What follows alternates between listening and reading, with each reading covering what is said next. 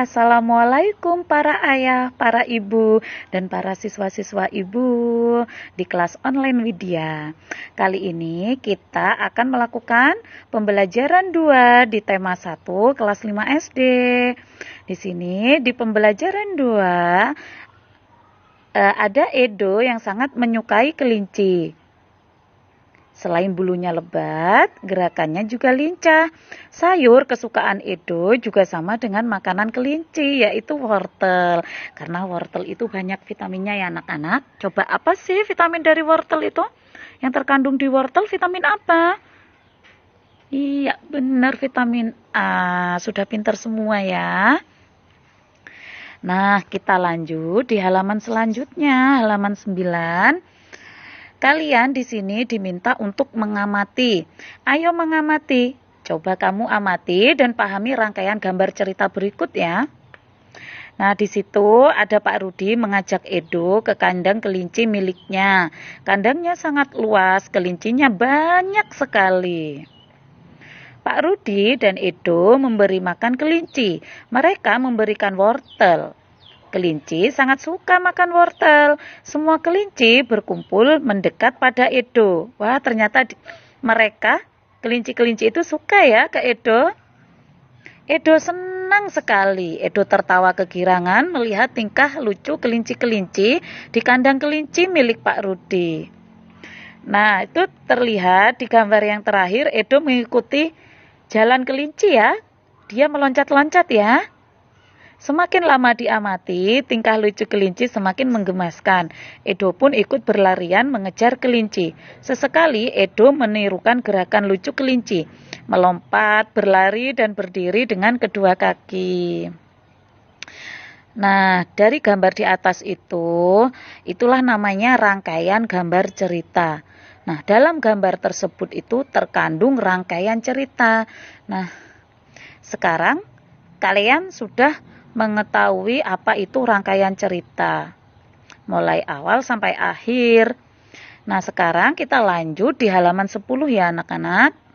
Di halaman 10 itu, kita diminta untuk berlatih. Ayo berlatih.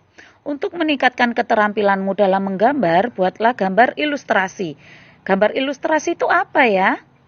Gambar ilustrasi itu merupakan penggambaran dari sebuah teks. Tujuan ilustrasi adalah untuk memperjelas, memperindah, dan menerangkan isi atau informasi dari sebuah bacaan. Objek gambar ilustrasi dapat berupa gambar manusia, hewan, dan tumbuh-tumbuhan, serta benda-benda yang ada di sekitar kita. Objek gambar ini harus disesuaikan dengan isi atau bacaan. Langkah-langkahnya membuat gambar ilustrasi adalah sebagai berikut. Yang pertama, kita harus menentukan gagasannya. Gagasan itu bersumber dari bacaan. Setelah menentukan gagasan, tentukanlah adegan apa yang akan digambar. Siapa saja tokohnya, bagaimana suasananya, serta media yang akan digunakan. Lalu kita membuat sketsanya. Sketsa itu adalah rancangan gambar yang dibuat sesuai dengan gagasan. Membuat sketsa harus hati-hati ya anak-anak. Perhatikan bagaimana tata letak dan ukuran objek yang digambar. Lalu yang ketiga, kita melakukan proses pewarnaan. Setelah sketsa selesai dibuat, kamu dapat mewarnainya. Pewarnaan dapat dilakukan dengan dua cara, yaitu pertama, memberi warna sesuai dengan aslinya. Yang kedua, memberi warna berdasarkan imajinasi sendiri. Kamu dapat menggunakan cat air, cat minyak, pensil warna, spidol, dan lain-lainnya. Adapun media gambar yang bisa kamu gunakan untuk menggambar adalah, yang pertama media alas gambar, yaitu media atau tempat untuk menuangkan gambar. Kamu dapat menggunakan kanvas, kain, kertas, atau bahkan kaca dan komputer. Media juga berpengaruh pada pemilihan media pewarna yang digunakan. Selain itu juga berpengaruh pada awet dan tidaknya hasil gambar pada saat disimpan. Dan yang kedua, media pewarna. Yang pertama ada pensil warna. Nah, pensil warna ini banyak mengandung lilin, pilihan warnanya pun banyak sekali. Kalian bisa membeli di toko alat tulis ya, alat tulis kantor. Ya, di sana banyak pilihannya, berbagai macam merek. Kalian bisa memilih yang menurut kalian paling mudah digunakan. Dan yang kedua, selain pensil warna, ada juga cat air. Cat air itu apa? Cat air itu pewarna yang terlebih dulu dicampur dengan air sebelum dipergunakan.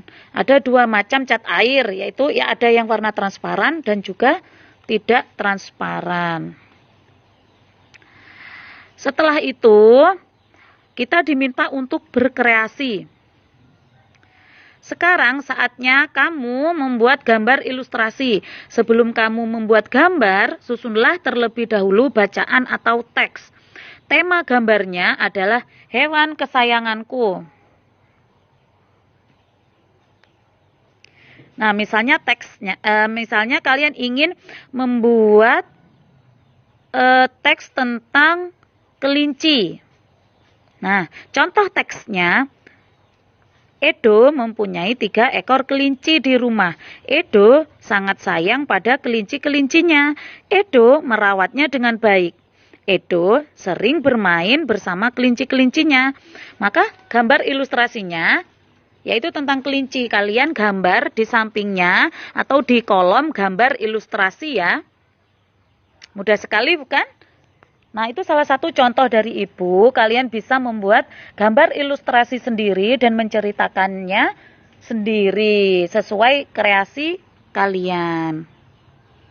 Nah, di halaman selanjutnya, di halaman 12 kita diminta untuk mencoba. Ayo mencoba untuk dapat menceritakan apa yang terkandung. Untuk menceritakan apa yang terkandung di dalam gambar, diperlukan ketelitian dalam mengamati gambar. Selain itu, juga diperlukan kemampuan dalam berbahasa, baik lisan maupun tulis. Coba ceritakan rangkaian gambar ilustrasi berikut sesuai pemahamanmu. Nah, di sana ada 1 ekor kelinci induk yang menyusui 3 anaknya. Dan di sampingnya ada kelinci yang sedang makan wortel. Nah, misalnya ini alternatif jawaban dari Ibu, pembahasan soal dari Ibu. Di gambar seekor kelinci yang menyusui anaknya, kita bisa menuliskan seekor kelinci terlihat sangat lucu ketika menyusui ketiga alatnya. Terlihat lucu dan telaten. Dia terlihat sangat menyayangi ketiga anaknya. Nah, sementara gambar yang satunya, anak kelinci mulai tumbuh dewasa dan bisa mencari makan sendiri. Makanan kesukaannya adalah wortel. Wortel adalah makanan kelinci. Gambar yang ketiga, terdapat kelinci dewasa sudah bisa melompat, berlari, berdiri dengan kedua kakinya. Nah, kalian bisa mengembangkan kalimat ini ya, atau membuat kalimat sendiri. Ibu yakin kalian semua bisa ya, didampingi oleh orang tua di rumah. Oke? Nah, kita lanjut di halaman selanjutnya ya anak-anak. Di halaman 13 terdapat bacaan. Edo mempunyai 3 ekor kelinci di rumah. Edo sangat sayang pada kelinci-kelincinya. Edo merawatnya dengan baik. Edo sering bermain bersama kelinci-kelincinya. Namun, kali ini Edo sangat sedih. Seekor kelincinya hanya terdiam ketika diajak bermain. Kelinci tersebut diam, tidak bergerak di sudut kandangnya. Edo pun bergegas melihat dan memeriksanya. Wah, ternyata Edo terkejut. Ternyata kaki kelinci itu terluka. Edo kasihan melihat kelinci-kelincinya yang kesakitan dan tidak bisa bergerak. Kaki di sini merupakan salah satu organ gerak pada kelinci. Dengan kaki, kelinci dapat bergerak dan berpindah tempat dengan cara melompat. Perhatikan ya gambar organ gerak pada kelinci di bawah ini. nama organ geraknya yaitu apa tadi? Iya, benar, kaki. Fungsinya kaki apa? Fungsi utama kaki pada kelinci adalah untuk bergerak. Sama ya dengan manusia, fungsi utama kaki pada manusia kan juga bergerak. Nah, di sini kelinci bergerak dengan meloncat menggunakan kaki. Kalau manusia berjalan ya. Iya, juga bisa dengan meloncat waktu ketika olahraga. Kaki belakang kelinci lebih kuat dan panjang dibandingkan dengan kaki depannya. Tentang nama organ gerak dan fungsinya, mari kita mengamati. Tahukah kamu bahwa kelinci termasuk binatang mamalia? Iya, kelinci merupakan binatang mamalia. Tergolong hewan vertebrata, yaitu hewan yang bertulang belakang. Nah, di sekitarmu pasti banyak sekali kan hewan vertebrata lain selain kelinci? Bersama temanmu, amatilah dan identifikasi organ gerak-gerak hewan tersebut. Organ gerak pada hewan-hewan tersebut ya. Tuliskan hasilnya pada tabel berikut ini. Tuliskan hasilnya pada tabel berikut ini.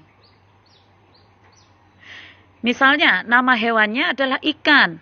Nama organ geraknya apa, anak-anak? Ya, benar, sirip.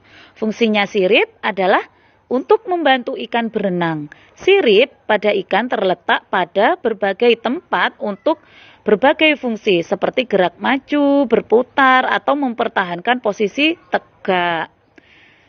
Yang kedua, hewan katak. Nama organ geraknya tungkai kaki. Katak memiliki tungkai belakang yang jauh lebih besar daripada tungkai bagian depan. Fungsi dari tungkai belakang katak adalah untuk melompat, sehingga strukturnya lebih kukuh. Sedangkan tungkai depan berfungsi sebagai penahan tubuh saat mendarat. Nama hewan yang ketiga yaitu burung. Nama organ geraknya benar sekali, sayap. Sayap fungsinya untuk terbang atau berpindah tempat. Burung juga mempunyai kaki ya. Berpindah tempat dengan kaki juga bisa kan? Iya, jadi ada dua, kaki dan sayap. Hewan yang keempat, ular. Nama organ geraknya iya, rangka tubuh, karena ular tidak punya kaki, tidak punya sirip, tidak punya sayap. Dia hanya mempunyai rangka tubuh. Fungsinya untuk meliuk-liukan tubuh. Jika tubuh ular meliuk-liuk, maka dia akan bisa berpindah tempat. Ya. Sekarang nomor 5. Hewan yang kelima apa? Hewan yang kelima yaitu kadal. Nama organ geraknya apa? Iya, tungkai kaki. Digunakan untuk apa tungkai kaki? Fungsinya? Iya, untuk gerakan memanjat dinding dan berlari di langit-langit secara terbalik. Seperti cicak ya. Hewan yang keenam yaitu kambing. Organ gerak kambing adalah kaki, benar sekali. Fungsi kaki apa? Untuk kambing, untuk berjalan, berlari, juga untuk melompat. Nah, bagaimana kalian mengerti kan nama organ gerak hewan yang ada di tabel itu serta fungsinya? Wah, ternyata murid-murid ibu sudah pintar. Sekarang kita lanjut di halaman 15 ya anak-anak. Di halaman 15, kita diminta untuk berkreasi. Kamu telah mengenal beberapa jenis hewan vertebrata beserta organ gerak dan fungsinya. Sekarang pilih salah satu dari hewan tersebut, kemudian buatlah model kerangkanya dengan menggunakan kertas karton. Buatlah semirip mungkin dengan bentuk aslinya. Jadi di sini kita diminta untuk menentukan gambar hewan. Nah, kemudian kita membuat model kerangkanya dengan menggunakan kertas karton ya. Di sini kita menggambar. Membuat model kerangka itu kita diminta untuk menggambar. Misalnya di sini ada kuda. Maka kita gambar dulu kuda, lengkap dengan kaki, alat geraknya, dengan ekornya. Ya, dibuatnya harus semirip mungkin dengan bentuk aslinya ya anak-anak. Nah, langkah-langkahnya adalah yang pertama, kalian harus menyiapkan alat dan bahannya. Alat dan bahannya yaitu terdiri dari yang pertama, kertas karton atau kertas kardus tebal. Kalau tidak ada kertas karton, kalian bisa menggunakan kardus tebal. Alat dan bahan yang kedua yaitu gunting. Terus pensil. Yang ketiga, yang keempat penghapus, dan yang kelima adalah penggaris. Lalu langkah selanjutnya kita menggambar pola pada kertas. Buatlah pola per bagian sesuai dengan bagian-bagian tubuh hewan yang kamu pilih. Misalnya bagian kaki sendiri, bagian badan sendiri, dan lain-lainnya. Gambar pola akan sangat menentukan hasilnya. Jadi gambarlah pola dengan bentuk dan ukuran yang tepat antar bagiannya agar pada saat menggabungkannya nanti dapat menempel dengan baik dan menghasilkan bentuk hewan keseluruhan yang sesuai dengan aslinya. Dan langkah yang ketiga, setelah langkah yang kedua, kita menggunting kertas sesuai polanya. Arah guntingannya harus tepat pada garis dan gambar pola yang telah dibuat. Langkah yang keempat yaitu kita diminta untuk menggabungkan bagian-bagian yang telah digunting menjadi sebuah model kerangka hewan. Nah, itu ya contohnya. Nah, di sini alternatif jawabannya itu hasilnya itu disesuaikan dengan hasil kerja kalian masing-masing dalam membuat model kerangka hewan, ya. Jadi, nanti guru akan menilai sesuai dengan hasil kerja kalian masing-masing ya.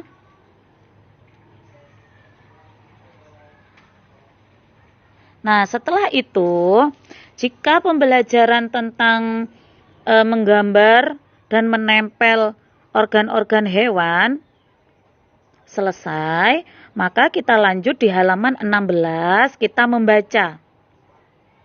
Kamu telah mengetahui macam-macam organ gerak dari hewan vertebrata. Namun, ada yang harus kamu ketahui bahwa hewan yang habitatnya di air memiliki sistem gerak yang berbeda. Contohnya ikan. Nah, untuk mengetahuinya, bacalah bacaan berikut ini. Nah, kalian baca gerak ikan dalam air di halaman 16. Nah, jika sudah selesai, kita lanjut ke halaman 17. Di halaman 17, kalian diminta menemukan ide pokok dan kalimat pengembang setiap paragrafnya. Oke, kita bahas ya soal ini. Mulai paragraf pertama, ide pokoknya, ikan memiliki sistem gerak yang berbeda dengan hewan vertebrata lain. Kalimat pengembangnya, hal tersebut dikarenakan habitat ikan adalah di air. Jadi kalimat pengembangnya, kalimat setelah ide pokok ya anak-anak. Bagus, kalau sudah mengerti. Kalau sudah mengerti, coba tentukan di paragraf kedua itu ide pokok dan kalimat pengembangnya. Ya, ide pokok di paragraf kedua yaitu, ya benar, ekor dan sirip. Ekor berfungsi mendorong gerakan ikan dalam air. Kalimat pengembangnya, bentuk tubuh yang seperti ini juga berfungsi untuk mengurangi hambatan pada saat bergerak di dalam air. Wah, pinter semua. Kalian sudah bisa ya? Coba kita lanjutkan sampai habis. Iya, paragraf yang terakhir. Ide pokoknya, ikan, benar, ikan dapat berenang karena memanfaatkan bentuk tubuhnya. Lalu kalimat pengembangnya apa? Bagus, ikan memiliki susunan otot dan tulang belakang yang fleksibel untuk mendorong gerakan ekornya di dalam air. Gimana? Kalian sudah bisa kan? Sudah ngerti ya? Menentukan ide pokoknya, kalimat pengembangnya. Sudah bisa ya? Nah, sudah tidak terasa